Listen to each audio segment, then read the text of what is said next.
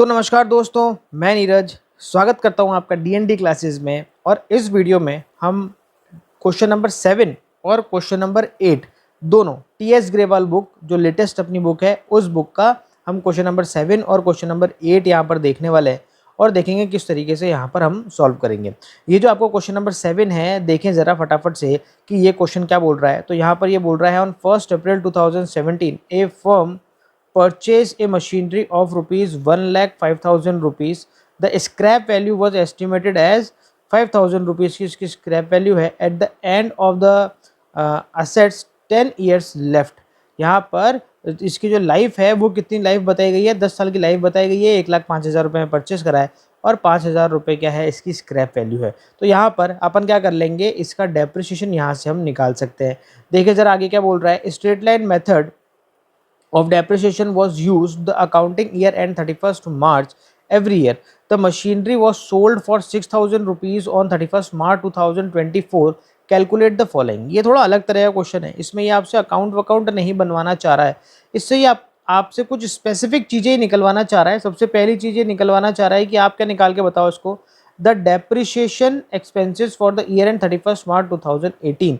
ये कह रहा है कि डेप्रिसिएशन कितना लगेगा। तो मेरे दोस्तों क्योंकि ये एसएलएम मेथड है तो ये चाहे 2018 पूछे, 19 पूछे, 20 पूछे, ये कभी कभी आपसे क्या पूछे, डेप्रिसिएशन पूछे। और डेप्रिसिएशन हर साल क्या रहने वाला है, सेम ही रहने वाला है, एक जैसा डेप्रिसिएशन ही यहाँ पर रहने वाला है। तो हमें बस एक बार कैलकुलेट करना है और आपको डेप्रिसिएशन यहाँ पर कैलकुलेट करना आता है। डेप्रिसिएशन कैसे कैलकुलेट होगा, हम मशीनरी की क्या ले लेंगे, यहाँ पर कॉस्ट ले लेंगे और उसमें से स्क्रैप वैल्यू माइनस कर देंगे और डिवाइड बाय इसकी लाइफ अगर हम डिवाइड मार देंगे इसकी, जो कि हमें 10 साल दे रखी है, तो यहाँ पर निकल के आता है मेरे दोस्तों 1 लाख डिवाइड बाय 10, यहाँ पर 10,000 रुपीज़ का क्या निकल के आता है मेरे दोस्तों, यहाँ पर डेप्रिसिएशन निकल के आता है। हर साल जो है कितना डेप्रिसिएशन लगेगा, इस पर 10,000 रुपये का डेप्रिसिएशन लगेगा। तो हमने यहाँ पर पहली चीज़ कैलकुलेट कर ली है जो उसने हमसे पूछी है। अब यहाँ पर हम बढ़ रहे हैं सेकेंड पॉइंट की तरफ, जिसमें ये बोल रहा है the net book value of the assets on 31st मार्च 2022 को ये उसकी बुक वैल्यू पूछ रहा है मेरे दोस्तों। अब बुक वैल्यू क्या होता है, बुक वैल्यू होता है मेरे दोस्तों जो कंपनी की जो आपकी जो मशीनरी है उस मशीनरी की कॉस्ट में जब अपन डेप्रिसिएशन माइनस कर देते हैं ना मेरे दोस्तों, तब क्या निकल के आती है, उसकी बुक वैल्यू निकल के आती है। ठीक है, तो हर साल क्या करेंगे हम, मशीनरी की जो प्राइस रहेगी उस प्राइस में क्या माइनस करते जाएंगे, डेप्रिसिएशन माइनस करते जाएंगे, तो उस साल की क्या निकल के आ जाएगी, बुक वैल्यू।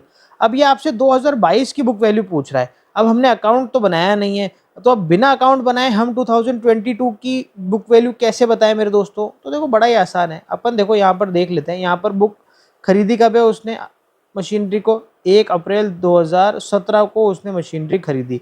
तो देखो यहाँ पर 1 अप्रैल 2017 को उसने खरीदी, तो ये ख़त्म हो रहा है ईयर 2017-18 और इस पर उसने डेप्रिसिएशन कितना लगाया होगा मेरे दोस्तों, 10,000 रुपये। ये मैं बता देता हूँ डेप्रिसिएशन।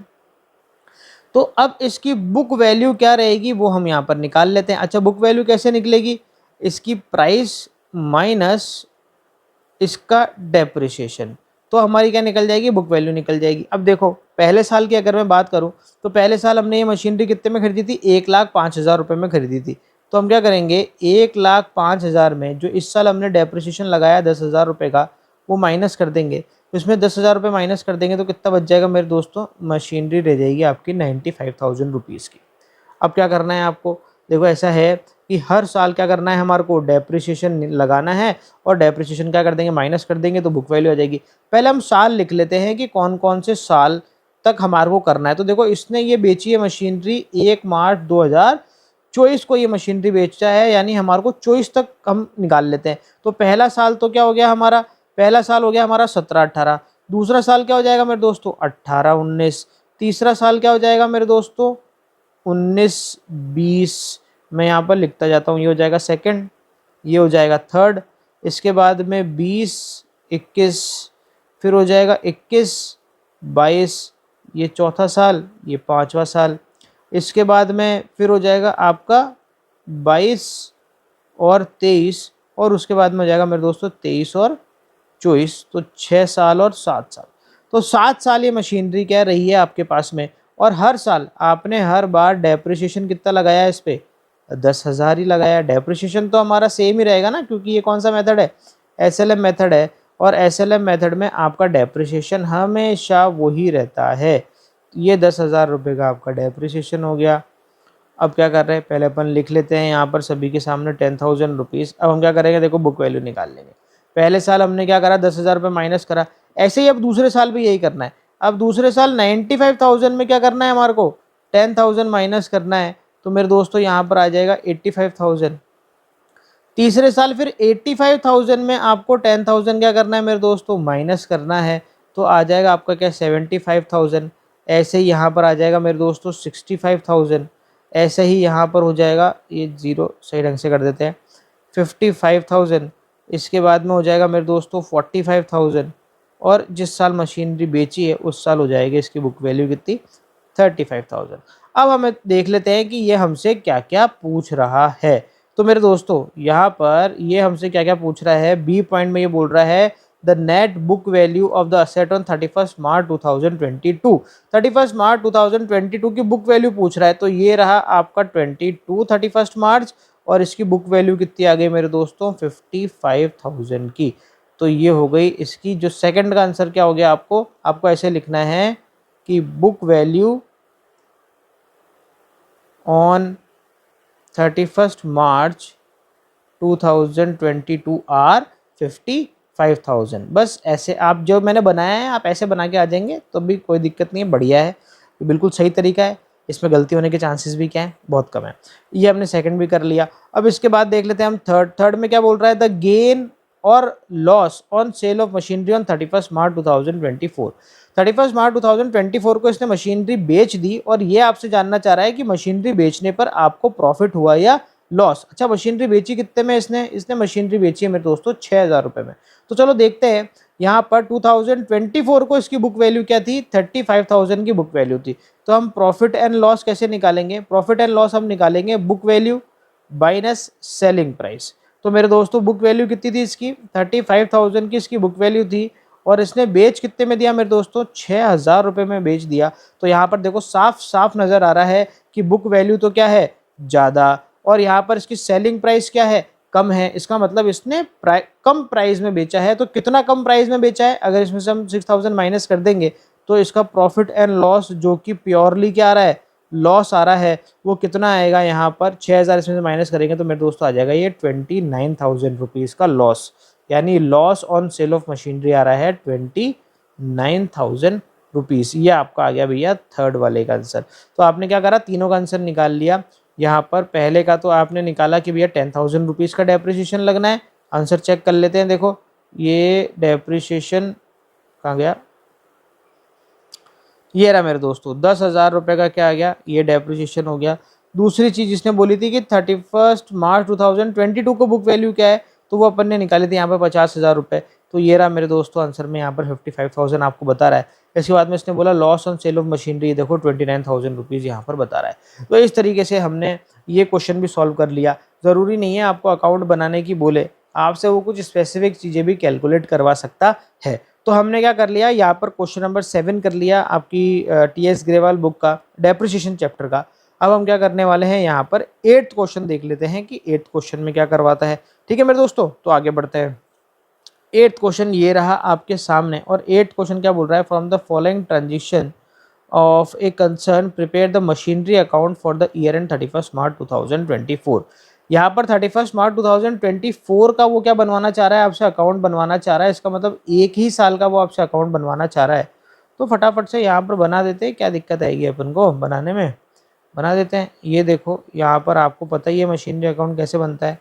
सबसे पहले तो आपके अमाउंट के कॉलम आ जाते हैं। मैं सबसे पहले अमाउंट का कॉलम ही बनाता हूँ, आप लोग भी अमाउंट का कॉलम ही बनाओगे सबसे पहले तो ज़्यादा अच्छा रहेगा। इसके बाद में फिर हम क्या करते हैं, यहाँ पर ये खींच लेंगे। अब हम यहाँ पर बनाएंगे भैया, इधर लिख देते हैं डेट, इधर आ गया आपका पर्टिकुलर, ये आ गया आपके अमाउंट का कॉलम। इसके बाद में फिर से आ गई यहाँ पर डेट, फिर आ गया ये पर्टिकुलर, और फिर आ गया ये यहाँ पर अमाउंट। आपको क्या बना रहे हो, मशीनरी अकाउंट, तो यहाँ आप लिख देंगे मशीनरी अकाउंट, ये आ गई आपकी डेबिट साइड और ये आ गई आपकी क्रेडिट साइड। चले देखो क्या क्या बोल रहा है। ये बोल रहा है कि 1 अप्रैल 2023 को purchase a second hand machinery for 40,000 rupees. इसने क्या करा, 40,000 रुपए की एक सेकेंड हैंड मशीनरी परचेस करी। अब मैंने आपको पहले ही बताया कि मशीनरी सेकेंड हैंड हो नहीं हो, हमारे को तो नई जैसी ही ट्रीट करनी है उसको हमेशा। अब इसी तारीख को एक और चीज बोल रहा है कि 1 अप्रैल 2023 को यानी same day spend 10,000 rupees repair for machinery it's servable. अब देखो ऐसा है कि यहाँ पर इसने उसके रिपेयर पर खर्च करा है और सेम डे ही खर्च करा है। तो जब भी हम कोई मशीनरी परचेस करके लेके आते हैं उस दिन उसके ऊपर जो जो भी खर्चा करते हैं ना वो सारा उसकी कॉस्ट में क्या हो जाता है, ऐड हो जाता है। यानी आपको क्या करना है, यहाँ पर लिखना है 2023 और यहाँ पर आ गया आपका 1 अप्रैल और आप यहाँ पे क्या लिखोगे भैया, टू बैंक जो कि आपने मशीनरी खरीदी है वो। इसमें आपको क्या करना है, 40,000 रुपये और उसमें 10,000 रुपये क्या कर देने हैं, ऐड कर देने हैं इसके रिपेयर के। तो कुल मिला के आपको ये मशीनरी कितने की पड़ी मेरे दोस्तों, 50,000 रुपये की पड़ी है। चले आगे बढ़ते हैं। यहाँ पर ये बोल रहा है 30 सितंबर 2023। अब देखो 30 सितंबर 2023 इसी साल में आ रहा है क्योंकि हमारा साल 1 अप्रैल से 31 मार्च 2024 को खत्म हो रहा है।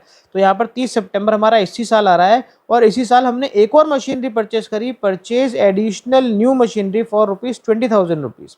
यहाँ पर एक और मशीनरी हमने परचेस कर ली। पर देखो आगे सेकंड लाइन में नेक्स्ट डे 31 दिसंबर यानी अगला दिन है, ये सेम डे नहीं है, दिसंबर repair and renewal of machinery of ₹3,000। यहाँ पर हमने रिपेयर और मशीनरी के ₹3,000 एक्सपेंड करे। अब आप बोलोगे कि यहाँ पर जो 1 अप्रैल 2023 को हमने जो मशीनरी परचेस करी थी इसमें भी हमने क्या करा था, इसमें हमने दोनों को क्या कर दिया था, ऐड कर दिया था। तो इसमें भी हम दोनों को ऐड कर दें? नहीं मेरे दोस्तों, यहाँ पर दोनों ऐड नहीं होंगे क्योंकि यहाँ पर डेट क्या है मेरे दोस्तों, फर्क है। यहाँ पर अगर हमने 3,000 रुपये ये जो एक्सपेंड करे हैं ये भी अगर 30 सितंबर को ही स्पेंड करे होते ना तो फिर यहाँ पर हमें उसको ऐड करना पड़ता, या फिर 31 दिसंबर को ये ऐसे बोलता कि ये जो इंस्टॉलेशन अगर एक्सपेंस बोलता वो, तो हम क्या करते उसको ऐड करते। पर यहाँ पर ये रिपेयर बोल रहा है, नेक्स्ट डे बोल रहा है, तो हम इसको यहाँ पर कॉस्ट में ऐड नहीं करेंगे। तो इसका मतलब हम यहाँ पर क्या कर रहे हैं कि 30 सितंबर को एक और मशीनरी परचेस कर रहे हैं। तो हम दोबारा से क्या लिखेंगे, टू बैंक, और यहाँ पर हम एज इट इज़ यहाँ पर 20,000 रुपीज़ डाल देंगे। इसमें हम 3,000 रुपये नहीं जोड़ेंगे। अच्छा कोडिंग कर देते हैं। ये आपकी हो गई सेकंड मशीनरी और ये आपकी हो गई मेरे दोस्तों फर्स्ट मशीनरी। आगे बढ़ते हैं। यहाँ पर और क्या बोल रहा है, 31 मार्च 2024 depreciation, depreciate the machinery at 10% per annum. 10% per annum की रेट से क्या लगाना है, डेप्रिशिएशन लगाना है, लगा देते हैं। 31 मार्च 2024 को एक ही साल का बनाने को बोल रहा है तो यहाँ पर आ जाएगा भैया 2024 और यहाँ हम क्या लिख देंगे 31 मार्च। यहाँ पर हम क्या लिख देंगे, बाय डेप्रिशिएशन। अब डेप्रिसिएशन लिखा है, दोनों मशीनरी का अलग अलग निकालेंगे, फर्स्ट मशीनरी का अलग और सेकंड मशीनरी का अलग। फर्स्ट मशीनरी है आपकी 50,000 रुपये की और ये हमने 1 अप्रैल को ही परचेस कर ली थी। तो 1 अप्रैल से 31 मार्च पूरे 12 महीने हो जाते हैं। यानी ये जो फर्स्ट मशीनरी है ये पूरे साल चली है। तो हम 50,000 रुपये पे सीधा सीधा क्या कर देंगे, 10% निकाल देंगे। 50,000 पर सीधा 10% हम क्या कर देंगे, निकाल देंगे। तो जो डेप्रिसिएशन है वो डेप्रिसिएशन कितना निकल के आ जाएगा, 5,000 रुपये डेप्रिसिएशन निकल के आ जाएगा। वहीं अगर बात की जाए सेकंड मशीनरी की, तो सेकंड मशीनरी कितने की है, 20,000 रुपये की है। तो 20,000 रुपये पर हमें डेप्रिसिएशन लगाना है, उस पर भी कितना लगाना है, वही 10% लगाना है। पर ये मशीनरी हमने कब खरीदी, 30 सितंबर को खरीदी है। तो सितंबर तो निकल गया पूरा, अक्टूबर नवंबर दिसंबर जनवरी फरवरी मार्च, ये मशीनरी चली है सिर्फ 6 महीने। तो इस पर डेप्रिसिएशन भी कितना लगेगा, 6 महीने का। अब देखो 20,000 का 10% होता है 2,000, 2,000 का आधा कितना हो जाएगा, 1,000। तो यहाँ पर 1,000 रुपये क्या हो जाएगा, डेप्रिसिएशन लग जाएगा। तो यानी कुल मिला के 6,000 रुपये का डेप्रिसिएशन दोनों मशीनरी को मिला के यहाँ पर होगा। अब हम क्या करते हैं, यहाँ पर बैलेंस निकाल लेते हैं। डेट वही आएगी आपकी 31 मार्च और यहाँ पर हम क्या लिखेंगे, बाय बैलेंस BD। क्या करेंगे, फर्स्ट और सेकंड। फर्स्ट मशीनरी कितने की थी आपकी, 50,000 रुपये की, और उसमें से माइनस कर देंगे उसका डेप्रिसिएशन जो कि कितना था, 5,000 रुपये का। सेकंड मशीनरी थी आपकी 20,000 रुपये की और इसमें से इसका डेप्रिसिएशन माइनस कर देंगे जो कि कितना था, 1,000 रुपये का। तो आपकी फर्स्ट मशीनरी तो हो गई 45,000 रुपीज़ की बुक वैल्यू आ गई इसकी, और जो सेकंड मशीनरी है उसकी बुक वैल्यू आ गई मेरे दोस्तों 19,000 रुपीज़ की। तो यहाँ पर आपका ख़त्म हो जाता है ये अकाउंट। और यहाँ पर अब हम लगा देते हैं क्या, इसकी टोटल। तो देखें टोटल लगा लेते हैं। आगे का इसने हमारे को बनाने को बोला नहीं है, नहीं बोला बनाने को तो अननेसेसरी हम नहीं बनाएंगे। ठीक है, तो यहाँ पर टोटल आ रही है 50, 60, 70,000। इसकी अगर बात की जाए तो यहाँ पर कितनी है देख लेते हैं। टोटल लगा के 6,000 प्लस आपका 45,000 प्लस हो रहा है 19,000। तो देखा ये कितना हो रहा है, ये भी हो रहा है 70,000। अगर कोई आपसे पूछे कि भैया मशीनरी के बैलेंस कितने हैं, तो मेरे दोस्तों एक मशीनरी तो है 45,000 रुपीज़ की और दूसरी मशीनरी है 19,000 रुपीज़ की।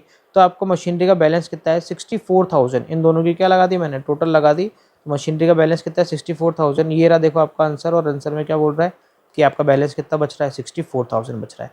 तो मेरे दोस्तों यहाँ पर अपन ने क्या करा, क्वेश्चन नंबर 8 भी कर लिया है। बड़े ही छोटे छोटे और बड़े ही इजी क्वेश्चन है आपके। ये क्वेश्चन बहुत इंपॉर्टेंट है, छोटे क्वेश्चंस में आ जाते हैं, कई बार बड़े क्वेश्चन में भी आ जाते हैं। आपकी किस्मत पर डिपेंड करता है ये तो क्या चल रहा है। तो मेरे दोस्तों यहाँ पर हमने क्या कर लिया है, 2 क्वेश्चन कंप्लीट कर लिए हैं इस वीडियो के अंदर, 7 और 8 दोनों। नेक्स्ट वीडियो हम लेके आएंगे क्वेश्चन नंबर 9 के ऊपर। जब तक के लिए क्या करें, मस्त रहे, स्वस्थ रहे, खाते पीते रहे। जय हिंद।